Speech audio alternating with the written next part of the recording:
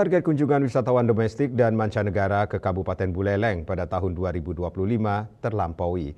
Dari target 1,5 hingga 1,7 juta kunjungan, jumlah wisatawan dipastikan melampaui angka tersebut hingga penghujung Desember 2025.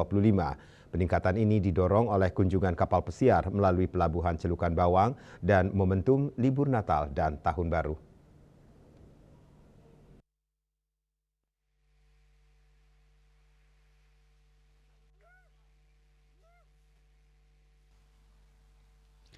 Kepala Dinas Pariwisata Kabupaten Buleleng, Igede Dodi Sukma Askara menjelaskan pihaknya secara masif melakukan koordinasi dengan berbagai pihak. Salah satunya dengan ratusan agen perjalanan khususnya yang menyasar wisatawan domestik di Pulau Jawa, mulai dari Jawa Barat, Jawa Tengah hingga Jawa Timur untuk mendatangkan wisatawan ke Bali Utara. Selain itu, promosi pariwisata juga dilakukan bersama Perhimpunan Hotel dan Restoran Indonesia atau PHRI Buleleng melalui kegiatan promosi di sejumlah kota seperti Solo, Surakarta, dan Yogyakarta.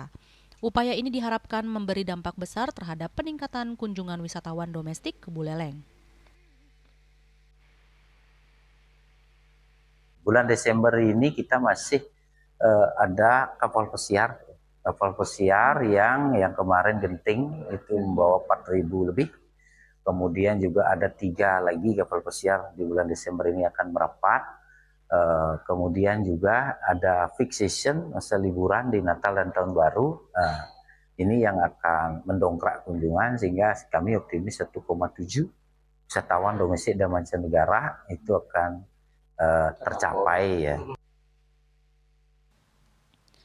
Lebih lanjut, Kadis Pardodi memaparkan sejumlah destinasi wisata di Buleleng yang hingga kini masih menjadi favorit wisatawan. Di antaranya kawasan wisata Lovina, Desa Mundo, serta Batu Ampar yang terus menunjukkan tingkat kunjungan tinggi. Yasari Yuli, Bali TV.